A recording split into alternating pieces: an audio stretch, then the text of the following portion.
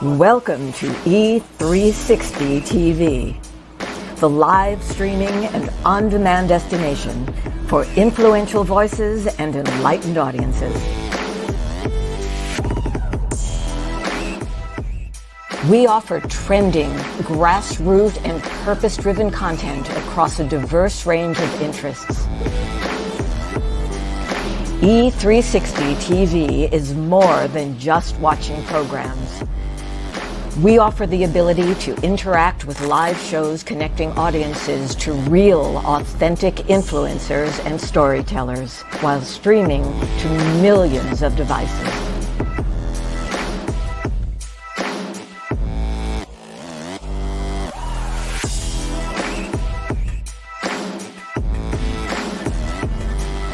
Real experiences. Raw conversations. One destination for it all. E360 TV.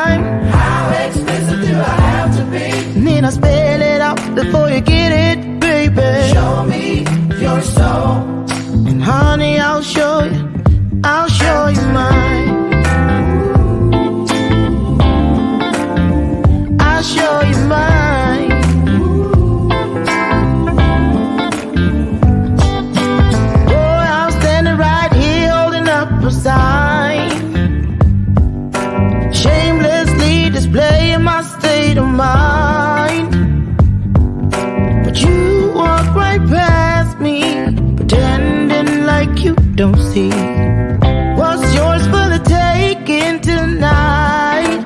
Ooh, show me your soul, baby. I'll show you mine. Show me your soul. Can't you see it's way past time? How expensive do I have to be? Need I spell it out before you get it, baby? Show me your soul, and honey, I'll show you. I'll show you.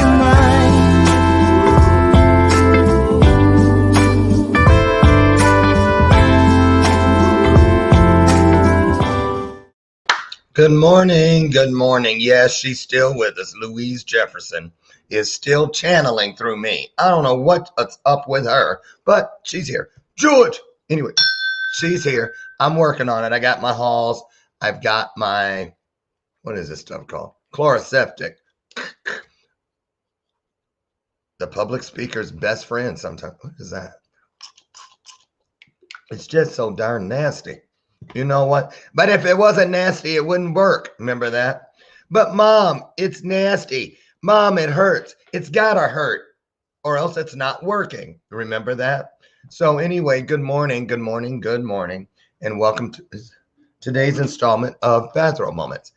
As you see clearly, the sun is shining here in the Chicagoland area, and I wouldn't want to be anywhere else in the world, in the universe, except maybe Fiji, than right here with all of you. I'm so excited. Why? Because, first of all, as you heard in our theme song, our theme this year is Show Me Your Soul, and I'm going to show you mine. It's called transparency, right? It's called being authentic, and that's what we're here for. That and the greatest promise known to man, the promise that says where two or more like-minded, evenly yoked people come together, doesn't say that, oh, something might happen, could happen, should happen.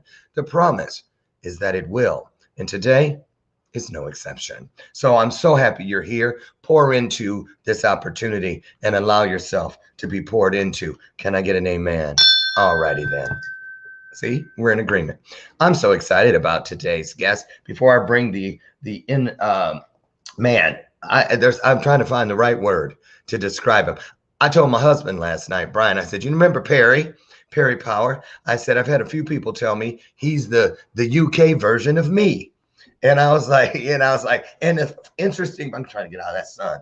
The interest, I don't need to work on my tan. I think it's just where it needs to be. So anyway, the reason I say that is because Perry and I both are masters of storytelling. We really are. And I see you taking that photo. I see you in the green room. So I gotta do that. Okay, I'm gonna do it too. Hold on, Perry. Perry's taking a selfie in the green room. I want to do it because I want to see why he was doing it. Have I been missing out? Okay, wait. Okay, wait. How do you turn the phone? Okay.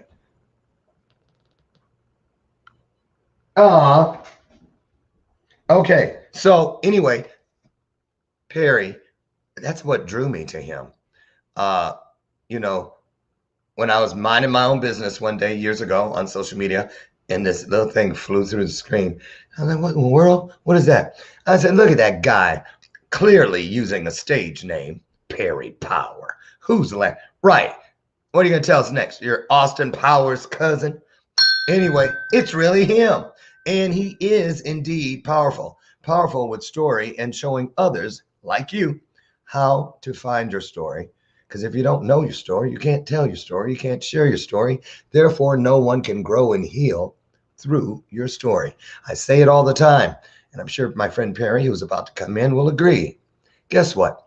Trauma never travels alone. Why? Because first, it's a coward. Cowards never show up by themselves. They just can't do it. But in this case, the sidecar is purpose. It means that through every wall, because they're not doors, they're walls. Trauma. Right? Doors and windows are opportunities. Trauma is the opposite, but something comes in with it. Guess what that is? It is the power of a blessing which has been born into the process of becoming. Comes in with that trauma. And then when you allow your scars to heal, and then you secondly allow yourself to acknowledge those scars, guess what happens? You start looking at, is that scar changing? It's not changing. What is changing is you. Because you now see the faint outline of a heart behind that scar. And guess what that is? That's the heart of your story. Just waiting for you to give it permission to beat by sharing it. That's what I love about storytelling. And that's what I love about our guest today, Perry Power. And let me see, do I have any current news or anything? No, not really. Not really. I will say this. If you haven't gotten your copy of Shift Magazine, boom, get it. I've got about 3 weeks left that I'm on the cover, so I want you to have it. If you don't know how, hit me up. I'll send you the link so you can get your own digital or tangible copy, like this one. Also, I want you to consider taking a peek inside this. Yes, hallelujah. Heart of Hollywood Magazine. Wait, you can't even see me holding that if I got this up there. Heart of Hollywood Magazine, where you can find all of us, because I'm not Bathrobe Moments. We are Bathrobe Moments, and we made the inside back cover. And for the next 2 years, starting next month, we are back here on the very back cover. And you know why that happened? It happened because of purpose. It happened because of story, and it happened because of you. So that's the bell of purpose. What's it mean? Not some clever little prop for a show. The bell of purpose is there because the truth has a ring to it. And when I hit it, when I cling it, when I ding it, when I ring it, I'm doing it because in case you're multitasking up in the bathroom, kitchen, getting some coffee, whatever, you hear the bell, come run it. There's some truth in here, and I want you to back the car up and take it home with you. Can I get an amen? Okay, that's it for me. That's it. Oh, almost. She's under contract, and then I'm done. Welcome to the show, my sidekick. Y'all remember Miss Lucy McGillicuddy Ricardo, my personal Ed McMahon. And for you kids, that was the sidekick to Johnny Carson way back when Little House on the Prairie was a real thing. They're like, what? Right.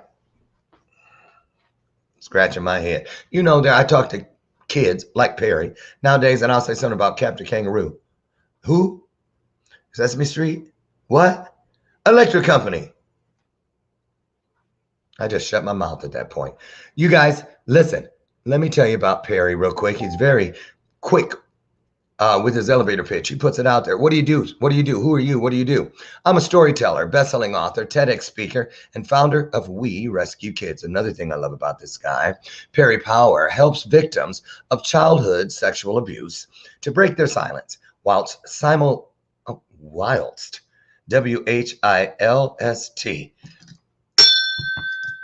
Right? When was the last time you used that word? Whilst simultaneously helping impact-driven people start and grow their movements of social change.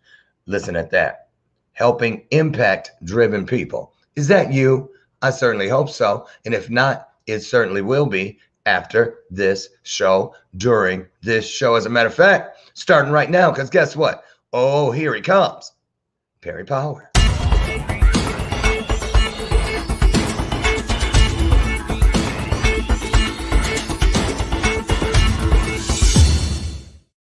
You know, that countdown clock is kind of becoming my jam. Oh, yeah? Huh? You got to move your body to it. Your body? Your body? Yes. It's so funny. Adam Duvall, he's over there somewhere, but he's actually Scottish? Irish or Scottish. I can never tell. And he's like, ooh. The other day he was like, what did he say? It was a word he kept using, and Brian and I kept repeating it, listening to the voice clip. It was so fun. Oh, driving me crazy. Crazy. Say crazy. Crazy. Yeah, no, you ain't got what he got. You know what that thing say? That's driving me crazy. So I think he's Irish. Yeah, I think he's Irish. So do you know Adam Duvall, mental health warrior? I don't. But you should. I should. You really should. You really should. He and his wife, just incredible. I love them. Perry, welcome back. I think this is your third time with us in about as many years. Tell us, how's it going? I haven't seen you or talked to you since the onslaught of COVID, but I have been watching. I've seen what you're doing. So why don't you say hello to people? Tell them what time it is over there in the UK, and then get into it. All right. Yeah, it has been the third time. I'm pretty sure I say this, and I know a lot of other people say it, but you are literally one of my most favorite human beings in the entire world. Like, Perry, cut it out. No, you are. You always make me. I was laughing my head off in the green room before it even started, and I think if you can bring laughter and smiles to people, what better gift do you have? What better gift do you possess? I agree, and I appreciate that, and I receive it. Thank you so much for that, because everything you say about me, please know it's being said about you. So I love what you're doing. Can you? We have so many parallels that aren't not even close to being the same, yet parallels. And so go in and tell people about a little bit about your backstory, little Perry. Yeah. So little Perry was born in West London. That's where my accent is from, Londoner. London.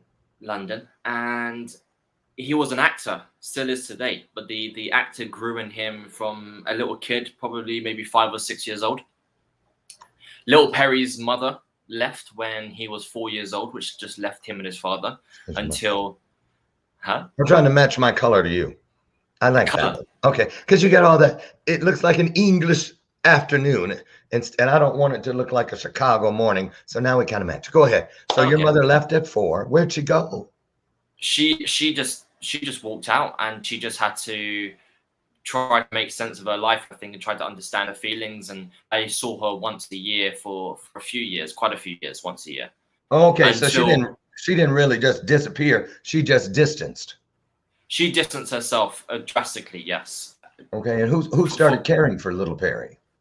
It was just my dad. So she left me with my dad. She just walked out, and it was just me and my dad until he met a lady who is my stepmom, and she moved in about 2 years after that, and she sort of played the mother role, the stepmother role.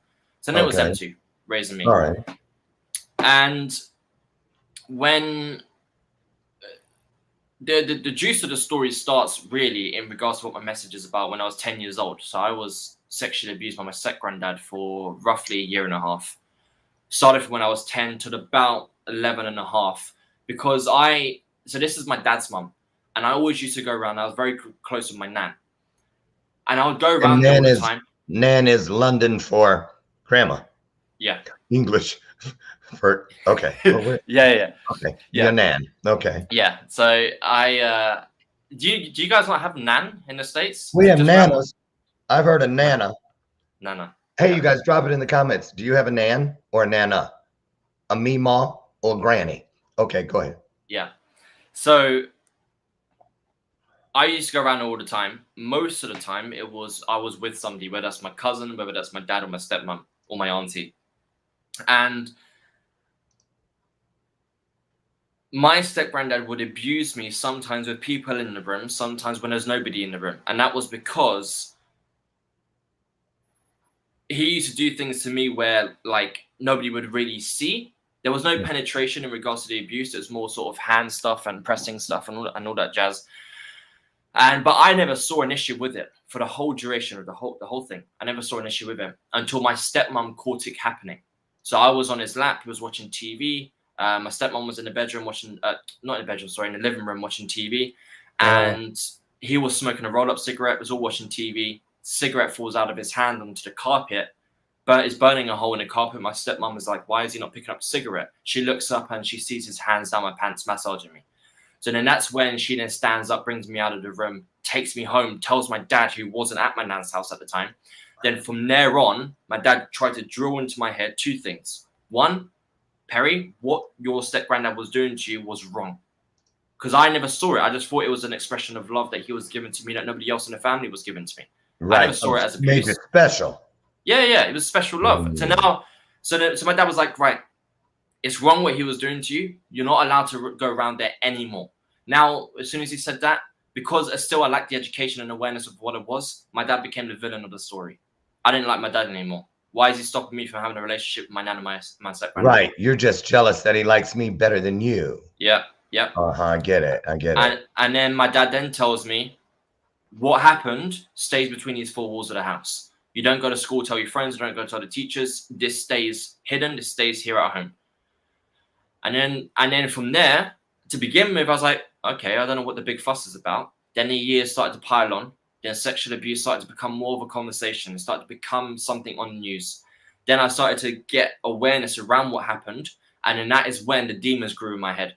That's when it started to have a voice. The shame kicked in. I blamed myself. Perry, you let it go on for a year and a half? Dude, you must have enjoyed it, right? You must have enjoyed it. Of course you enjoyed getting fiddled by your step-granddad, because otherwise you would have put a stop to it. And then those voices got louder and louder and louder. And then that is when the self-sabotage really, really kicked in.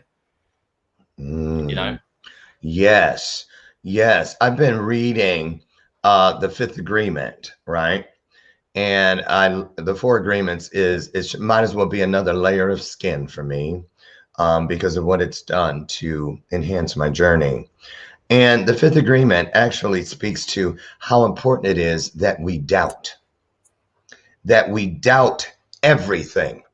Doubt everything. It's a very powerful tool because that's how we expose the liar, which was whispering those things to you. Well, you must have done this, Perry. You must have liked it. And we have to be skeptical of everything in order to get, because the truth has a ring to it. Lies don't. The truth stays the same. It never changes, and it never changes on us. But lies and deceit and deception change moment by moment. So, Perry, take us to that juncture, that intersection, if you will, where it's suddenly where you sped right through the green light all the time. Now, all of a sudden, you find yourself stalled in the middle of the intersection, faced with choice. Do I or don't I? Because there's only ever two, the choice you make and the one you don't.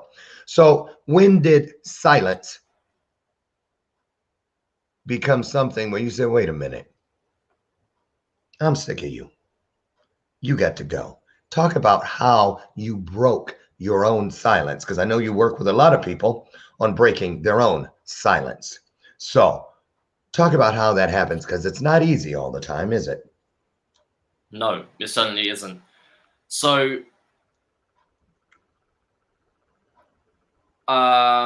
my father became an alcoholic in roughly 2014. Became an alcoholic.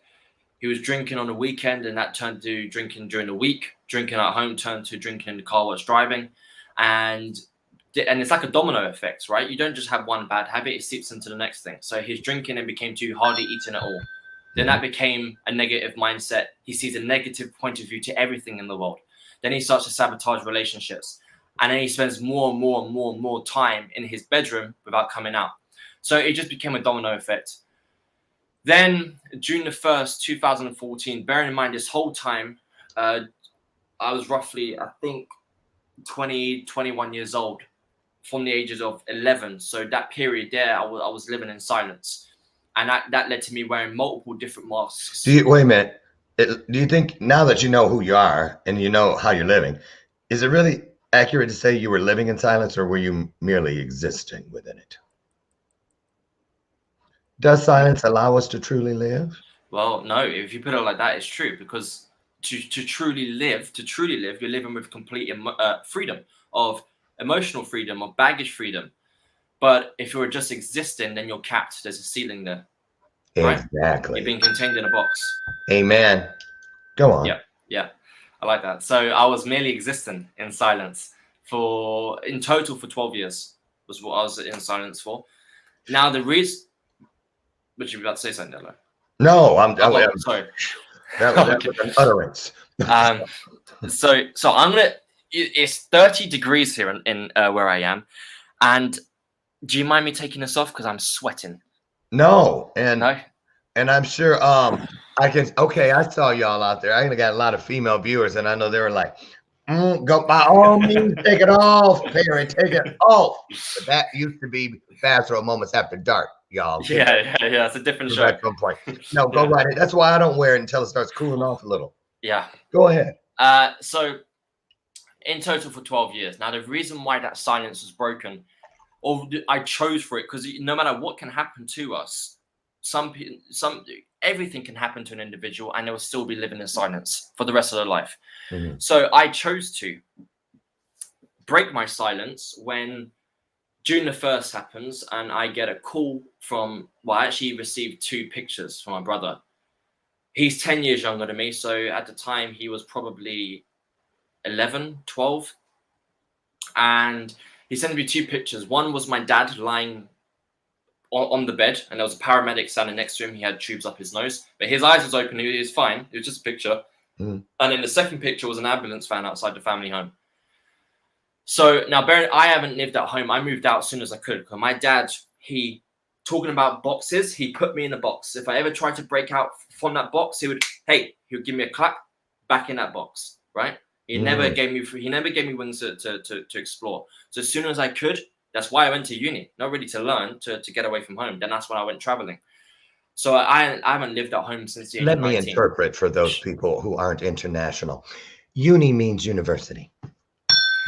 Told you I speak London. Your college, basically. Right. Yeah. So I haven't lived at home since the age of 19. At that stage, I was living maybe 15-minute drive from my family home. So I get those 2 pictures. I call up my brother. My mum takes the phone out of his hand, said, "Perry, there's nothing to worry about. He probably shouldn't have sent you that, because he's going to send you to this frenzy of worry." Basically, what I've actually failed to mention, that whole domino effect, alcohol, the food. He then had high blood pressure, so he was on high blood pressure tablets. Then January 2017, that led to him having diabetes. Then June the 1st, they came round because his blood sugar levels were off. So they were giving him oxygen to take him, put him into the ambulance van, take him down to the hospital to even out his blood levels again. Okay. What essentially happened was, an hour later, my mum calls me and says that my dad's just died because he had a heart attack in the back of the van, and he never actually made it to the hospital.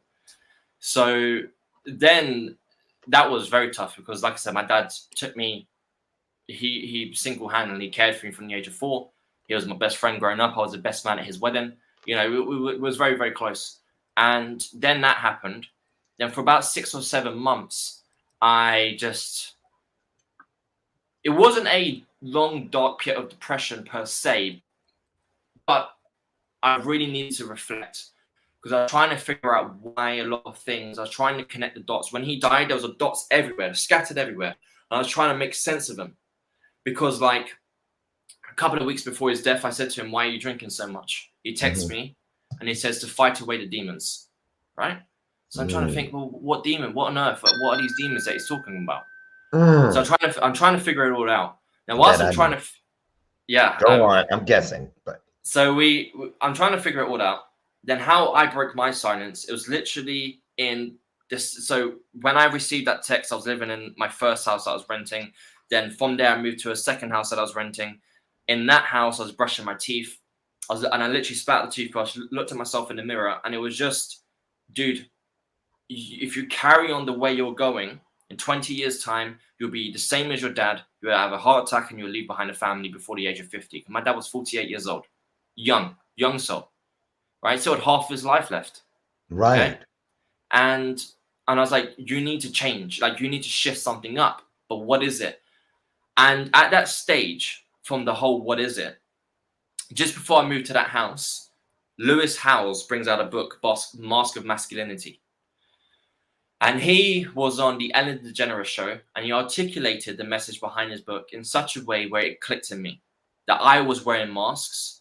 And the reason why I was wearing masks as a masculine male was because I was trying to numb the story. I was trying to numb this identity of the boy who was abused by his step-granddad.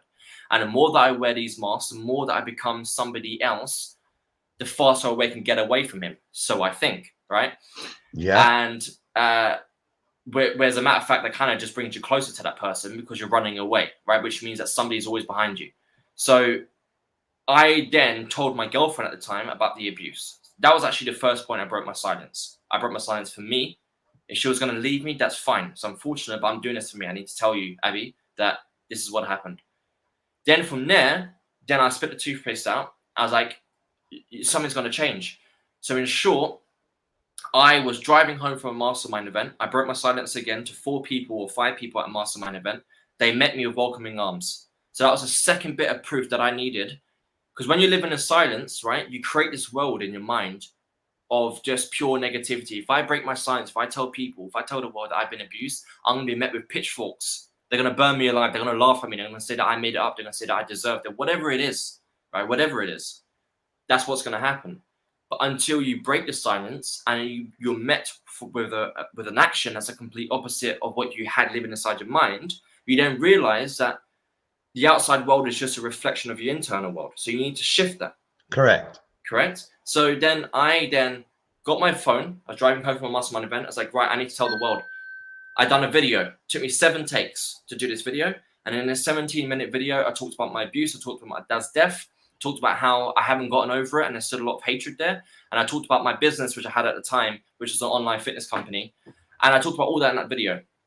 And that was why I broke my silence, because I had this message. People say it's a higher power. I believe in the universe. I believe it was the universe speaking through me. Yes. It was my higher self, my future identity telling me, Perry, Did now you is say the time. through you? Yeah. In my hand is my intention pen. Guess what it says? Through me, not from me. Ah, see? See, I told you you're the black. Wait, you're the white version of me, right? Yeah. Oh my goodness. Okay, Yes. so you hear this coming through. So I hear it coming through. Then I did the video. So I broke my silence to my girlfriend at the time, then to 4 or 5 people at a mastermind event. So it was still enclosed. It was still contained. And I was like, I need to say this when I don't know where it's going, where I don't know the depth of the voice. Okay, I don't know the distance that it's traveling. Sorry. So then I did it on social media. I made it live. Then from there, that's when things started to click into place, because that video was still for me. I needed to break my silence and get it out there. Now that happened, I had a flood of messages, flood of comments, flood of likes, basically all in the same category of well done, thank you for sharing this. But then there was one person from the States who I'm still connected to today who said, I just want to say thank you. To summarize, thank you. I was living in a dark place. My family's on one side of the country. Somebody's dying. And I'm going through something that they don't know about. But hearing you sharing your story and vulnerability as a man is helping me now do the same thing. Then I realized I was like, so I shared my story for me, but now it can actually be a message for others, which I wasn't aware of. Okay. Then is where the crazy thing happened. This is where everything clicked into place. After that video, not only did that happen, but I go home, I was at Sunday lunch around my stepmom's house. So my stepmom, my grandmom, my brother, they all live together. And my stepmom said, Perry, we watched your video. I didn't know it happened for a year and a half. I thought it just happened that one time where I caught it. So when I was grilled by my mum and my dad about what's happening, I only told them about that one incident. Right? And of course, interesting. That's one more than they really are equipped to accept. You know, when I tried to tell my birth mama, when she asked me the first day, really quick, she was like, well, what was it like in the foster system? Because I was 32 years before we were before we were reunited. I hadn't gotten 6 words out of my mouth. I hadn't even, bye, honey, have a great day. See you tonight. Love you too. So I hadn't even gotten to the juicy parts, you know, and she clapped her hands over her ears and stood up and ran out of the room. No, I can't hear this. No. So I did it. So really, that's because, you know, I bet you someone like, was there any other? They heard the question, but they were still stuck on the answer that you had just thrown in, the reality of it. So I get that. So I'm just saying that to people out there, because you know, Perry, as well as I do, when we do break that silence, we expect something a lot different than we, in most cases, actually get in return. Because people, it's just too much for them. Which is why it's our journey and not theirs. Go ahead. Oh, yeah. Yeah. And she said we didn't know it happened for that long. And I was intrigued because I don't know if it's a defense mechanism of my brain, or there's certain things that some of us remember more well than others. I don't remember hardly anything from my childhood. I don't remember the conversation with my dad when he told me about keep it quiet. There's a lot of things I don't remember. Same here. A lot of things. And so I was like, I don't know why I didn't tell you more than that initial. Maybe when I was younger, I was quite scared of my dad. My dad was very, very your typical man's man. He was an East London geezer. Like, you don't fuck with him, sorry for the language, but like that was his persona, right? And if I step out of line, like, what you doing, son? Like, and so I never wanted to step out the line. If I did around my dad, I would really beat around the bush. I would take 5 hours to put the key in through the front door because I didn't want to walk into the home to meet him, right? Oh, right. So like, and he never like beat me, nothing like that. It was him. It was his persona. It was his command presence. Yeah. It was his presence. Very intimidating. You know, like those parents. I know. I had a foster dad once who was a minister. Last thing he should have been. That was the last profession he should have been. Right. But he could stand up there and stare in your direction, and you already knew. Should I just run away now? Because he's gonna kill me. I'm dead. Yeah. I'm a dead kid. I gotta get out of here. That guy. Right. That command print. You can just feel it. Yeah. Like, and my dad knew that, and he put that down to the fact that his dad was the same with him. So it's like, you know, it's acceptable. So his dad was with that with him, so he's gonna be like that with me. Expect him to pass down that trait, and I'm like, there's many things in this family tree that I'm breaking that cycle of. I'll tell you that right now. I know that's right.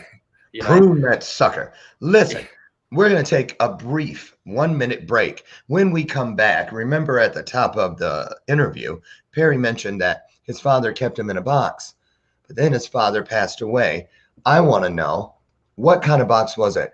Did it have a clasp that needed to be opened by someone else? Maybe it was just like a nesting box. When he opened it, were there other boxes inside the box? What did it look like? How did it feel like? How did it feel like? Lord Jesus, 12th grade public school. How did it feel, or what did it feel like? And most importantly, where in the world is that box today? We're going to talk about that and more when we return. Don't go away. We'll be right back.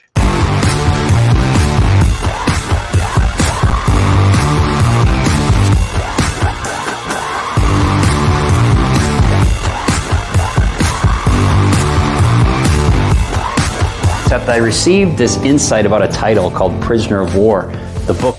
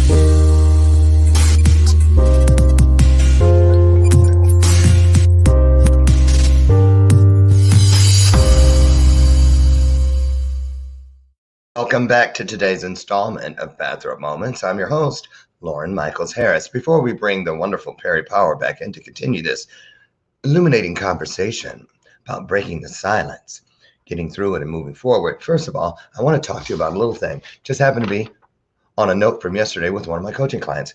Everything comes down to choice, right? And why do so many of us not get to where we want to go quick enough? It is because we break covenants that we have with ourselves.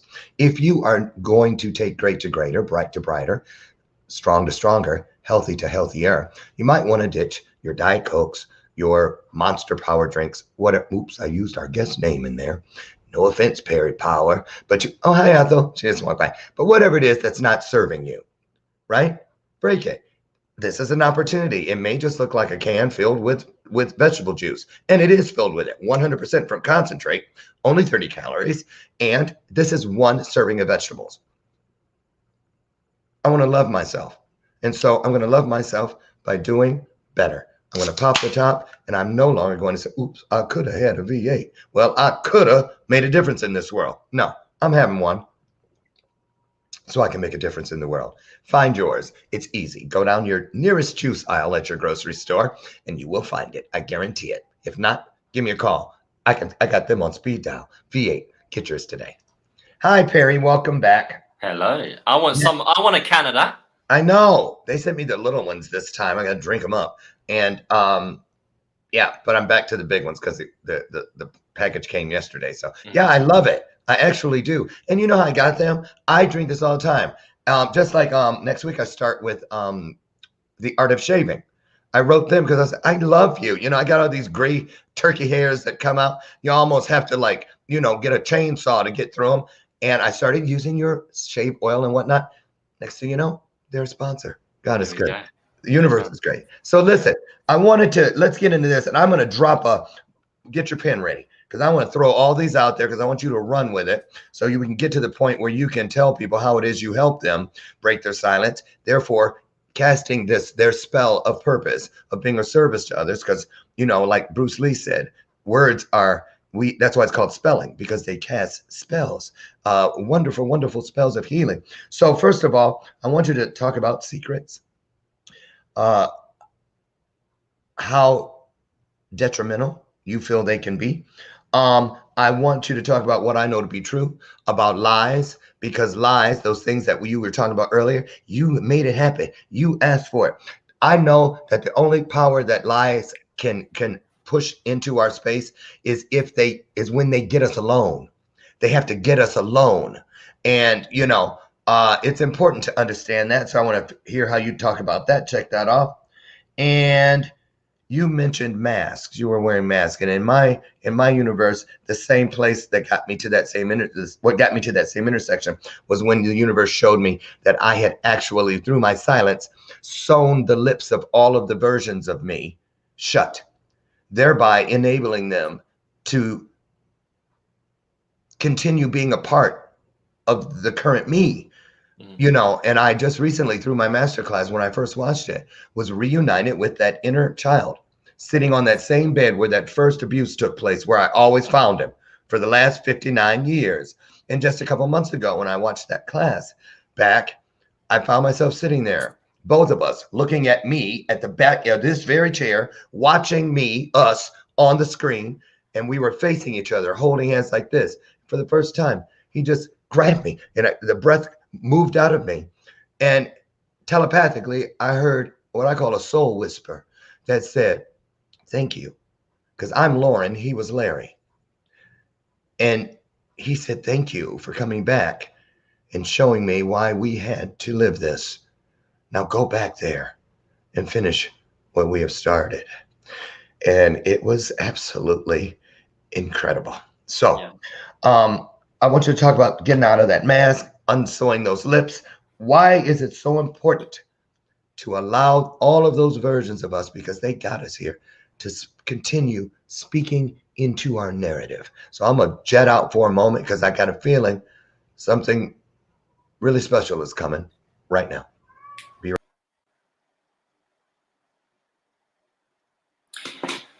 So in regards to the secrets, when I was talking about before the break in the first half, I on the latter end of it, I was talking about how when I had put the video out and my stepmom was like, we didn't know this was going on with you.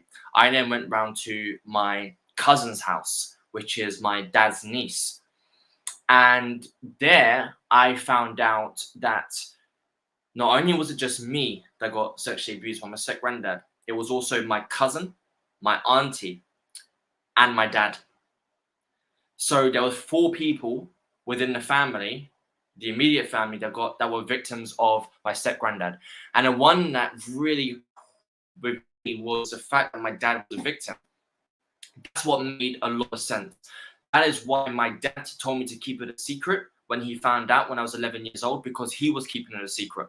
So if I was to voice and break my silence, in essence, he was breaking his silence. Wait a minute. Right? Then he was keeping the secret. I was thinking you meant just mean. He had a mean dad and verbally abusive. You're not saying he was toyed with, fondled by someone himself, abused sexually. by the same man. Scandal. Okay, Yep. Go ahead. Yeah, so my step granddad abused him growing up, abused my auntie, my dad's sister growing up, abused my cousin, the daughter growing up, and me. And here's the thing, that is what really fueled my message. It's what fueled the movement that I built. It's because there are people out there like my dad who live and they die in silence. And I've made it my duty, my moral compass, my purpose to help as many people break their silence as possible so that they don't go on down the same path as my dad went down. Now, to couple this, I found out that my step granddad was actually, let me backtrack a little bit and I'll come on to that in just a second because it's very important to say. So I then made it my purpose, right? It became my mission. So right there, we're talking about secrets. We're talking about lies because it's intrafamilial. You got interfamilial, which is one family to another family. Then you have intrafamilial, which is within one family, abuse. And that is the most common sexual abuse that exists in the entire world, is ones that happen within a family, but it's the least talked about. Now, here's why. It's because when sexual abuse happens within a family, it needs to be contained, because if it releases, then the fear of those within the family is that it destroys that family. That secret destroys the family. So, for example, I'm gonna let's say we have so there was an example of a mother with 2 kids. The mother was abused by her father growing up. She distanced herself from her dad. She has 2 kids. They grow up. She then is in this conflict of, do I allow my kids to have a relationship with my father, knowing that he's an abuser? But if she doesn't allow that relationship to happen, she's the villain because she's stopping that. If she does allow it to happen in a relationship, she's also the villain because she's allowing her kids to. You see what I mean? So this is the tough thing about intrafamilial abuse with sexual abuse, because if you voice it, then even though you were the victim of what happened, sometimes it seems like in the person's head that you can become the villain of the story. Now you shifted from victim to villain because you're voicing it. Then your people in your family won't believe you, and this is the worry. Is what I'm trying to say. It's a worry for a lot of people within families. So I then made it my mission to go out there and create this movement, which has been built over the last 2 to 3 years now. I went onto TikTok. I went viral on TikTok. 120,000 followers of people just vibing with my message. They then flocked over to Instagram to then voice to me their story of how they're going through it or how they went through it, but they're still living in silence, or they've just broken their silence, and how it's good to see that other people are doing the same thing. And then from there, I then created a charity with 2 other people, Juliet and Sam, and it's called We Rescue Kids. And what our aim for this charity is to provide the best mental health care for child survivors of sexual abuse in the entire world.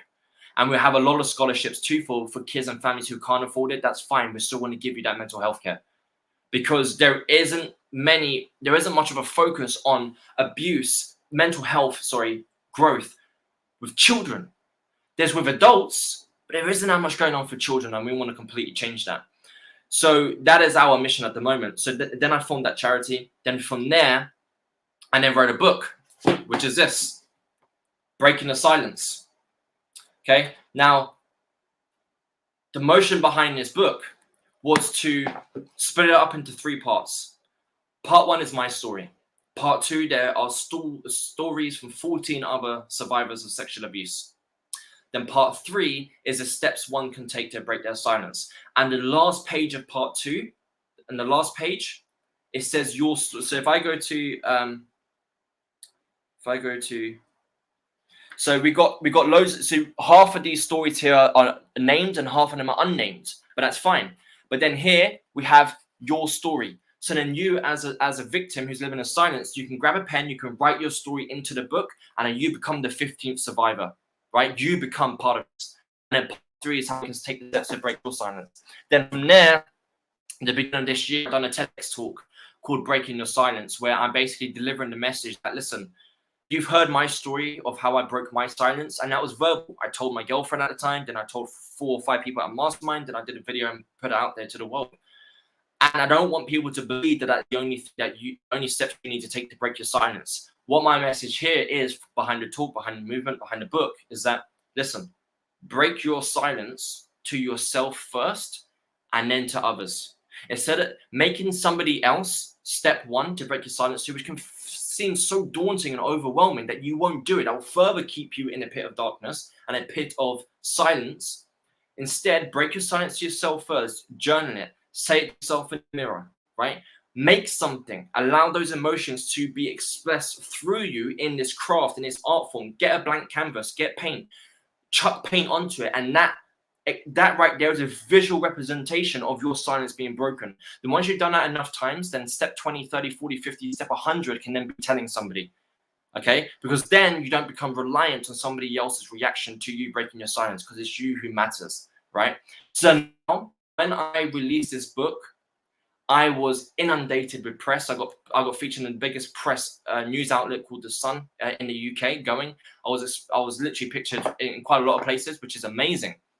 But then what happened was I was then put onto the radar, which I knew was going to happen at some point. I knew that the family of my step-granddad, who I'd never, ever even talked to since the age of 11, would catch wind of this story. And then they would reach out to me like, how dare you talk to you dirty, nasty, lying son of a, how dare you? Right.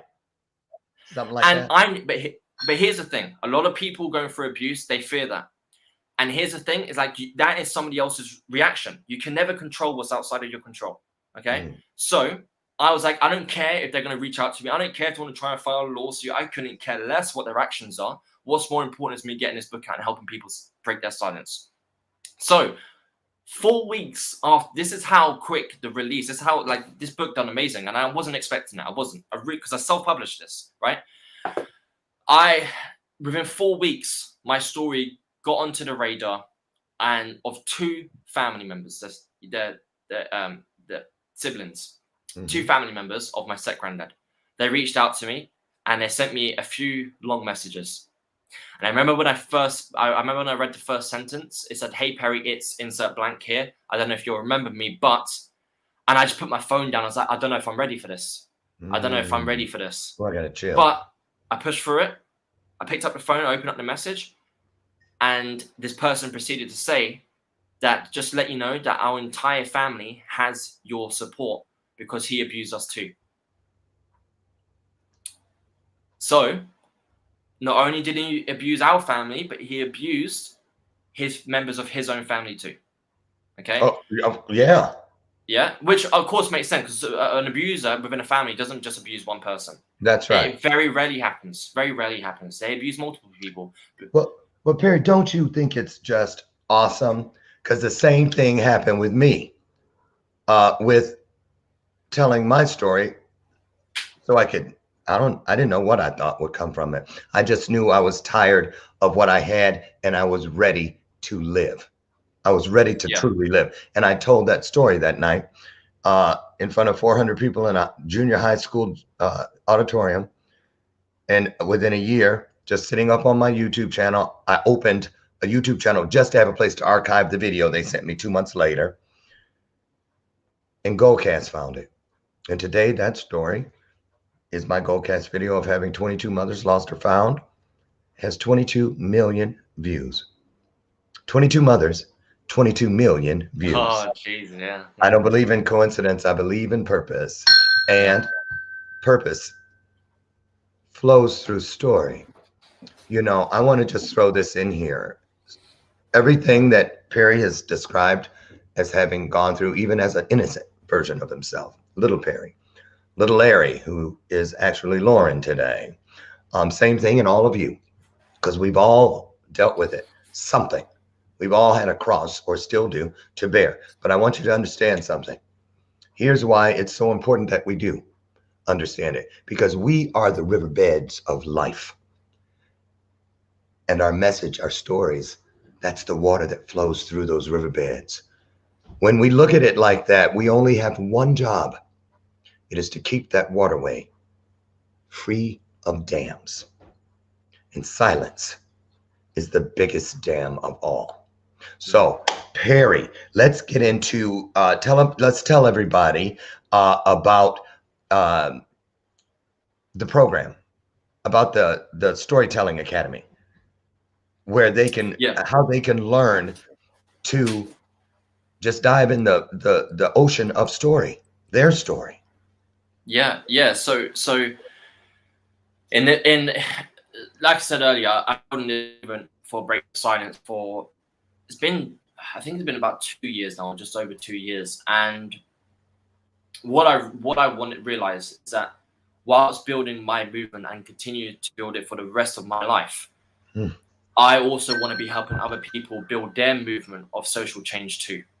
Whether it's the person who overcome anxiety and they want to help other people overcome anxiety and there's a different way to do it, or whether it's somebody else helping people get out of an abusive relationship, right? All these very powerful stories of people overcoming triumph and turning their pain into purpose, right? I want to help as many movements as possible. So that's why I created a company called the Social Impact Initiative. And we have the Storytelling Academy, which helps people write and self-publish their first book and book their first TEDx talk within 90 days. And we help people essentially gain clarity on their story and then leverage that story to build a movement of social change, whether that's a book, whether that's a talk, whether that's creating a charity, whether that is booking talks around the world, booking podcasts, whatever it is, to create a medium, a platform, a movement to get their story out there and to create impact and to help as many people as possible who were the old version of them. You know, you're helping the old version of you where you once were. That's who you're helping today. And that is exactly what I do with the Storytelling Academy and with everything else as part of the Impact Initiative. I love it. And, you know, I got to say it, of course, we're not the only storytelling gurus, if you will, out there who that's my jam. That's what I love, and you as well. Les Brown, of course, there's always been. But I want to say this, you know, since we started hanging out, did you notice, Perry, there's so many people throwing stuff out there about, come learn how to be a storyteller. And I look at them, I'm like, well, I go and I look, I don't hear any in the beginning. There's no once upon a time in every great story, whether you're a creationist or an atheist. The story begins with either once upon a time or in the beginning. And that is why the art of remembering is so important. Having the courage to look over our shoulder to all that we have lived through. You know, the key word in that phrase, that line, is through. Because we never get through if we buy into that crap. I call it words that deceive, when people, the ones closest to us, why don't you just get over it? Well, you'll find a way around it. Well, I'm sure one day you'll dig yourself from underneath it. That's wall talk. And I have never, ever, never heard of a wall of opportunity. I've heard of windows of opportunity. I've heard of doors of opportunity, because the universe tells me that if you have the courage to peek through this window of opportunity, you're going to see something in there that is going to call you, that's going to ring, because the truth has it, and it never changes and never changes on us. And that will give you the courage to just blow on that door, think through that door, find yourself inside, because at the back of it is another exit, another door, another window. Take your pick. Go out the window, go out the door. We don't care, but you got to get through. Because if you don't go, you'll never know. And if you never know, you cannot grow. And if you don't grow, you can never show someone else. So when you break your silence, don't play with it. Don't nibble on the end of it, like it's a piece of licorice you can just throw down. It's not an appetizer. It is the full buffet. Why do I say that? Because I'll tell you this. Whatever you do or whatever you don't do, make sure you mean it. Because that is the only way whatever your choice points to can then become meaningful to others. Perry, take us out with, what is the most important thing in your opinion about sharing our stories? That thing that you don't expect, and it just changes everything.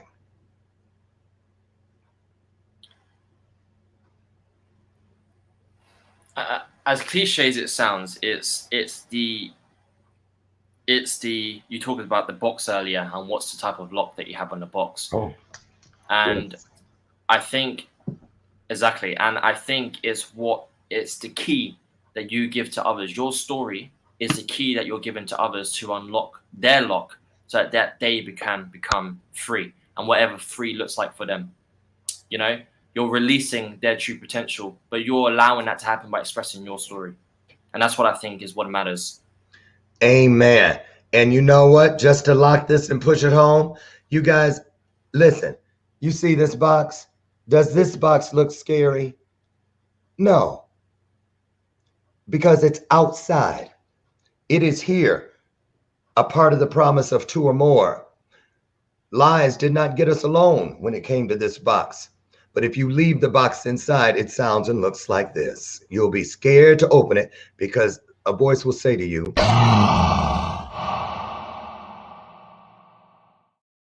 what's in the box? Oh no, I don't want to know. Ooh, I almost broke the dining room table. So anyway, there it is. Don't be afraid of fear. Just fear less. You don't have to be completely devoid. Just fear a little less. And that only happens on the other side of purpose. Perry, I want to thank you so much for all that you do and continue to do and all that you are yet to do. I watch you across the pond more than you could ever know. And I've never, ever went in and came out less than just filled to overflowing. And I mean that. I'm just so grateful. And I'm grateful to all of you because you do so much for us. Whether you believe it or not, you do. Every syllable. Can you guys imagine if all of our tears came with words? Think of the books that we would have all written by now, the stories we would have told. I don't think the universe would even be, well, I think it would. Just think of all the libraries, right? So take that with you today and get out and do what we should do every day. Whatever it is you're facing, demand of yourself to leave it a little bit better than the way you found it. Quit writing your story thinking you need all 26 letters of the alphabet. You don't. The moment you open your eyes, you are already great. Look for one E and one R. Scoot it over to what you find when you wake up and take great to greater, bright to brighter, strong to stronger. You guys, I'll see you tomorrow. Tucker Bearden is here and going to be sharing his story, his new book, The Plate That Broke the World, and to tell you all about the new things going on in his event coming up in Atlanta, Georgia in just a few months. So Perry, God bless you. You're welcome back anytime. I love you like a brother from another mother. I really do, and I mean it. So thank you so much. Thank you. You guys, I'll see you tomorrow morning out front, 8 a.m. Central on the front porch for our next installment of Bathrobe Moments. Bye-bye. Bye-bye.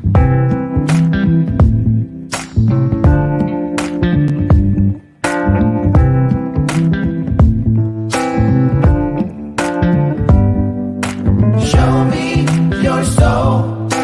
Baby, I'll show you mine. Show me your soul. Honey, it's way past time. How expensive do I have to be? Need I spell it out before you get it, baby? Show me your soul.